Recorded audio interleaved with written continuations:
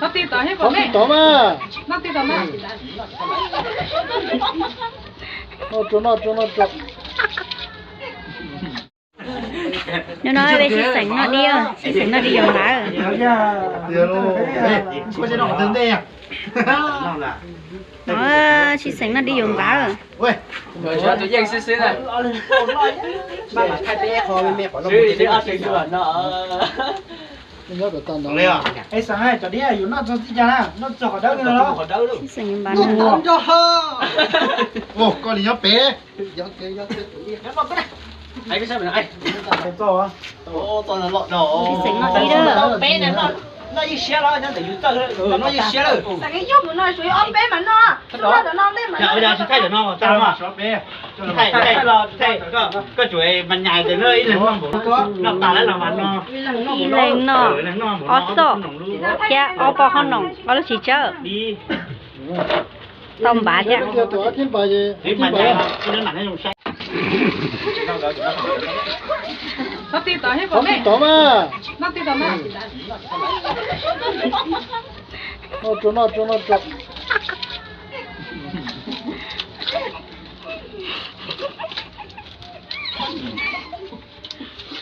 trời nó cho quay ấy rồi này cái nào thì là tao mi rồi ha rồi ha nó trời trời trời gì cái nó không có mà họ tù rồi họ tù sống nó lấy cái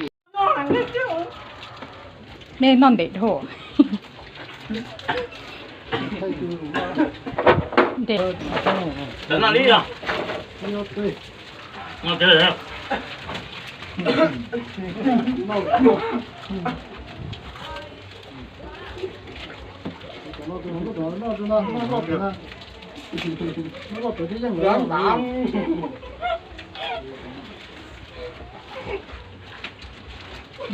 bây giờ qua chắc tôi mới công nhận ông nói rồi nó từ nó câu rồi nó nói rồi nó có hú gì á nó có hú á à cái gì cái trống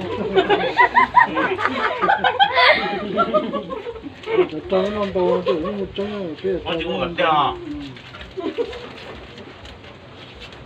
cái chúng nó trong một thổi nó ní sờ cái nó trong rồi cái nó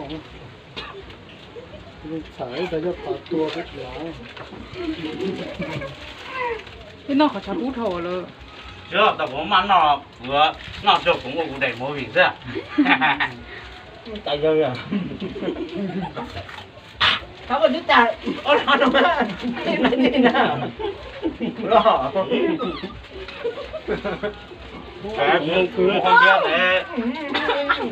để đi chơi khối trung thơ à của họ bé thì lấy phóng viên họ tại vì tiểu musim này tay rồi tôi chỉ tại đây à cái đấy bạn à nó hot lại nó mà chỉ tài chúng nó nó hết lại cái sống đi à nhớ cớ bây giờ không hả không à không nó này chỉ lấy bát xong rồi rồi trong mà đi mua bèn một có kỳ dân hả không phải là phải ngon lắm đâu phải mua bèn một ốp bài nó phải nhân à bây giờ bây giờ mình ra được cái nào mà mẹ mấy cái gì xong này đó thằng nào trong đúng không ta có mấy tôn giờ ta là xí sánh cho có lúc nó nó bắt tay là mấy thay còn như thế nào nó đó chú tay kia lấy là tin đâu anh ta phải nó chín đâu á chú hiếp cái giải sánh chỉ hả nè đứa nó thay cái nó đâu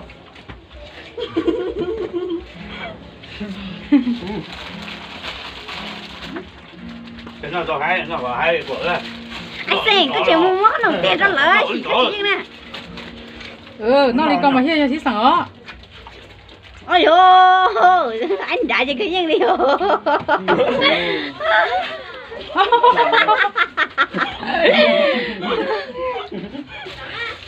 đó anh đó nó có chơi ra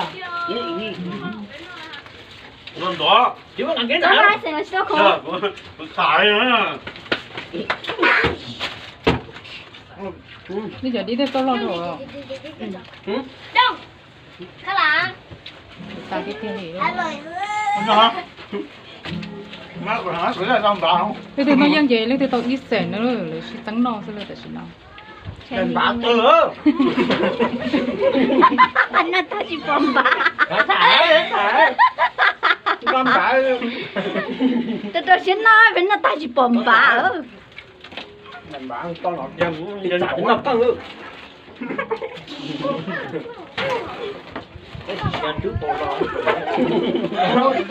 có dân xã có à ấy con này dân chua á thôi đó xuống lại ở nó rồi à chúng đây có à ra tính trả còn tôi chỉ nó em cái sao sao Ủa, nó còn rồi. Cảm ơn. Tụi nó đã. Tụi nó ngọc con lại. Cái đeo của nó xuống ra. Ai nó tụi nó vậy. Ai nó chửi giờ nữa. Ai nó. Nó về nó thắng cho. Quá. là dân nạp số tiền xưa thì thất lá cây thế Ôi, quý ăn nữa à? muốn dùng ăn đồ đó đi nè Cô có chơi được nó tan nha. Ôi chị chơi chị bố ơi. Em chịu hết rồi á. Quá đầu á. Nó ta.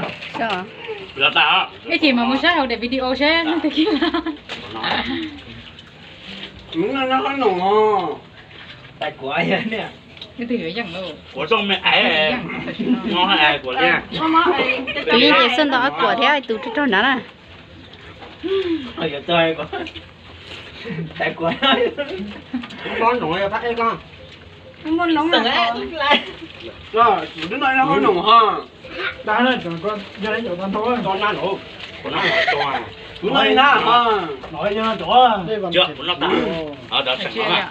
có Nó sinh nó. Đứa này. Nó ha. nó mua chi sản phẩm của nó chị chỉ bảo liền Con rồng á. để chủ em đó bên xin nó Cho Nó chết chết rồi.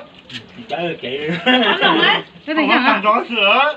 có là vua có hụt đá ra Ô, chị à.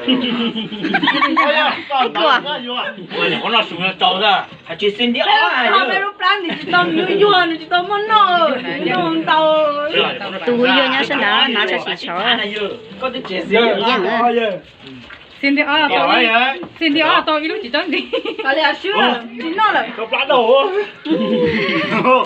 Mới đẩy bao rồi à? Thế luôn. đó thì ba mất tiền rồi Thôi ta kể cho xe để thôi. Chính ban bảo. Chúng mới làm tiêu rồi. nó là Lấy tự cơ lấy à. nó là có tự nhiên cái tôm bả Ý là của. Sao rồi lấy tiền bạc. Là ý nữa của. Mới giờ sạp pha giờ phía xe giờ. Giỏi á. Phía xe giờ gì ta. Chạy hết. Cả hai nó có nồng ăn cho ó tu. Nó chỉ chơi ăn cho. rồi cho nó tí cho cái kia chỉ dân Ô, chỗ của chỗ ấy bỏ ấy. Cái thứ nó đây. phụ tới mà nó tao Con này dơ, con này dơ. Chỗ chỗ ấy tao nói. Nó kẹt cuối lâu.